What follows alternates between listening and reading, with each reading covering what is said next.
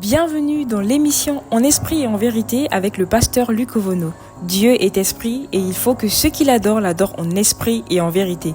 Maintenant, passons à l'écoute de la méditation du jour. Que Dieu vous bénisse. Mesdames et messieurs, bonsoir ou bonjour. C'est le pasteur Luc Ovono de l'émission En esprit et en vérité. Aujourd'hui, nous sommes mercredi et nous allons continuer notre enseignement sur la nouvelle naissance. Nous sommes dans la troisième étape de la nouvelle naissance qui est recevoir le Saint-Esprit. Et nous avons commencé à voir qui est le Saint-Esprit. Ensuite, nous avions vu quelques signes qui montrent que nous avons reçu le Saint-Esprit. Nous avons vu hier 3 signes et aujourd'hui nous voyons encore 3 autres signes. Nous passons donc au signe numéro 4. Le signe numéro 4, c'est le signe de la libération. Un enfant de Dieu qui a reçu le Saint-Esprit connaît une libération, une délivrance. Romains chapitre 6, verset 22. Mais maintenant, étant affranchis du péché et devenu esclave de Dieu, vous avez pour fruit la sainteté et pour fin la vie éternelle. Amen. Un enfant de Dieu qui a reçu le Saint-Esprit est premièrement libéré, il est affranchi de la puissance du péché. Il est libéré du grand pouvoir de la loi du péché. La loi du péché qui condamne toute personne venue sur terre, née d'un homme et d'une femme. Dès que tu es né d'un homme et d'une femme, le péché est ton héritage. Le péché est une loi qui te domine. Seul un enfant de Dieu, né de nouveau, ayant reçu le Saint-Esprit, est affranchi de la loi du péché. Sans le Saint-Esprit, le péché aura toujours le dessus sur ta vie. Sans le Saint-Esprit, le mal, la malédiction aura toujours le pouvoir sur ta vie.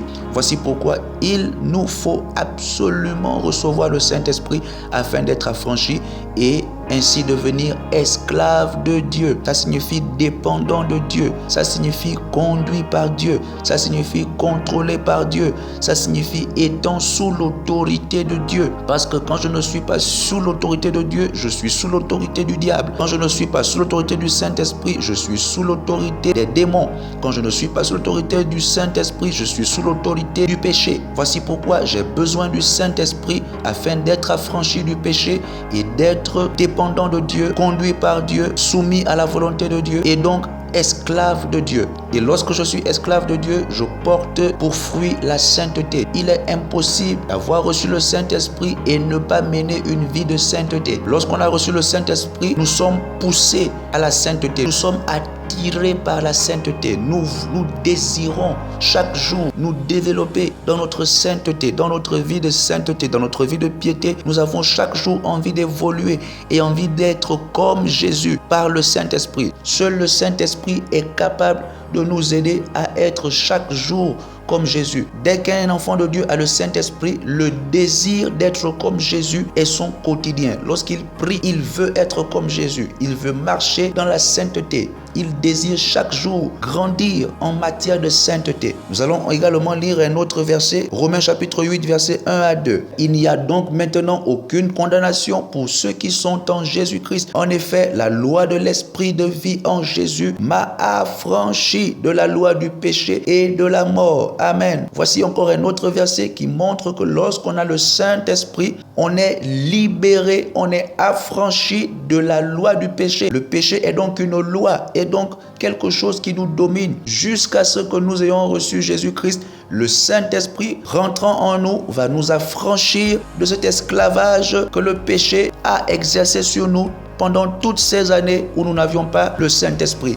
Nous avons donc indispensablement besoin du Saint-Esprit afin de mener une vie digne de la nouvelle naissance. Alors, le 5e signe, c'est le signe de l'éclosion des dons spirituels. Voici un autre signe qui montre que nous avons reçu le Saint-Esprit. C'est que les dons spirituels, les dons de l'Esprit vont se manifester à l'intérieur de ceux qui ont reçu le Saint-Esprit. Éphésiens chapitre 4, verset 11 à 12. Il a donné les uns comme apôtres, les autres comme prophètes, les autres comme évangélistes, les autres comme pasteurs et docteurs pour le perfectionnement des saints en vue de l'œuvre du ministère et de l'édification du corps de Christ. Amen. Lorsque j'ai reçu le Saint-Esprit vient avec des cadeaux, il vient avec des dons et ces dons doivent me faire entrer dans le ministère ministère dans lequel Dieu m'appelle. Lorsque j'ai donné ma vie à Jésus, lorsque je suis né de nouveau, Dieu envoie à l'intérieur de moi le Saint-Esprit. Et lorsque le Saint-Esprit vient en moi, il vient avec des dons, il vient avec des capacités, il vient avec des pouvoirs, des qualités spirituelles, des vertus spirituelles qui vont me rendre utile dans l'église du Seigneur. Donc,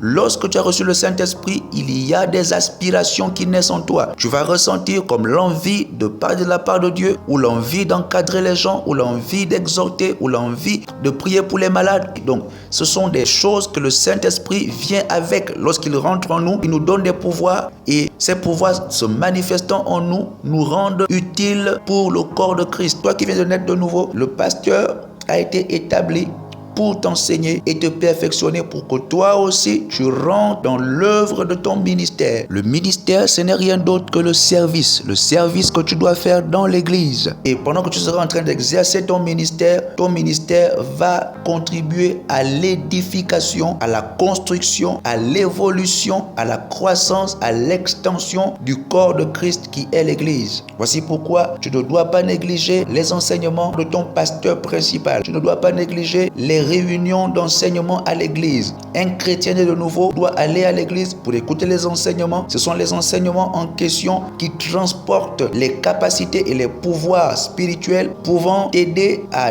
devenir un homme spirituel, une femme spirituelle. Plus tu reçois les enseignements, plus les dons que le Saint-Esprit a déposés en toi vont se réveiller et vont se manifester et vont servir, et tu seras une bénédiction pour les autres. Au travers de ta vie, les malades seront guéris. Au travers de ta vie, plusieurs choses vont changer, des familles vont connaître des témoignages.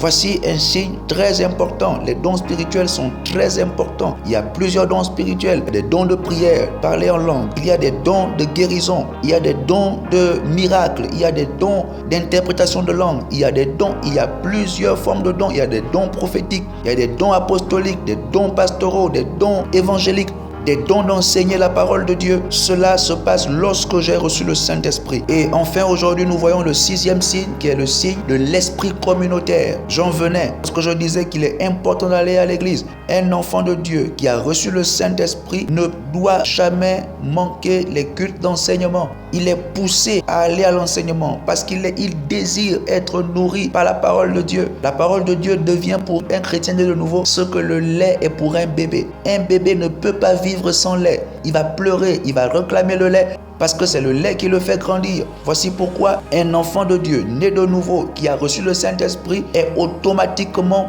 poussé à l'esprit communautaire. Il se sent mal à l'aise quand il est hors de la réunion d'enseignement. Il a juste envie de finir le travail et courir, démarrer la voiture, prendre un taxi rapidement pour ne pas rater les dernières minutes ou les dernières heures du culte d'enseignement. Voici une preuve qu'un enfant de Dieu a reçu le Saint-Esprit, qu'un chrétien a reçu le Saint-Esprit, qu'il est né de nouveau. C'est qu'il n'a pas envie de rater une seule seconde, une séance d'enseignement, une séance de formation et encore moins le culte du dimanche. Bien-aimé, si tu rates les cultes du dimanche, expressément, volontairement, tu n'es pas malade, tu n'es pas paralysé sur un lit d'hôpital, tu n'as aucune urgence grave, mais tu restes chez toi, tu ne viens pas au culte, il est fort probable que tu n'as pas encore reçu le Saint-Esprit. Si tu ne viens pas au culte d'enseignement, tu ne viens pas au culte de prière, tu n'assistes pas aux veillées de prière, tu n'assistes pas à une réunion communautaire, cela ne te dit rien, il est fort probable que tu n'as pas encore reçu le Saint-Esprit, parce que quand tu as reçu le Saint-Esprit,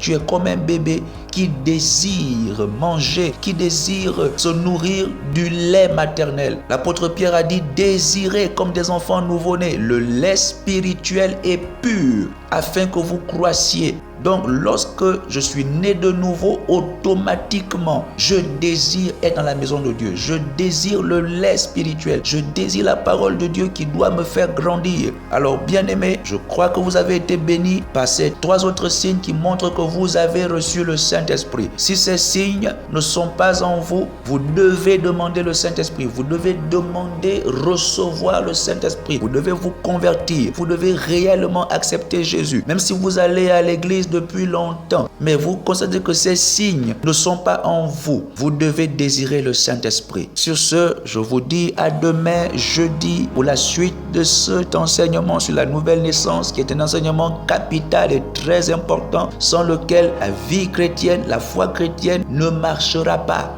Sans la nouvelle naissance, votre foi chrétienne ne marchera pas. Votre religion ne marchera pas. Merci d'avoir écouté ce message. Que Dieu vous bénisse et vous bénisse encore. Amen. Nous avons été bénis par ce merveilleux message. Partageons-le au plus grand nombre afin que nul ne soit privé de la grâce de Dieu. C'était le pasteur Luc Ovono dans l'émission En esprit et en vérité. Que Dieu vous bénisse et à la prochaine.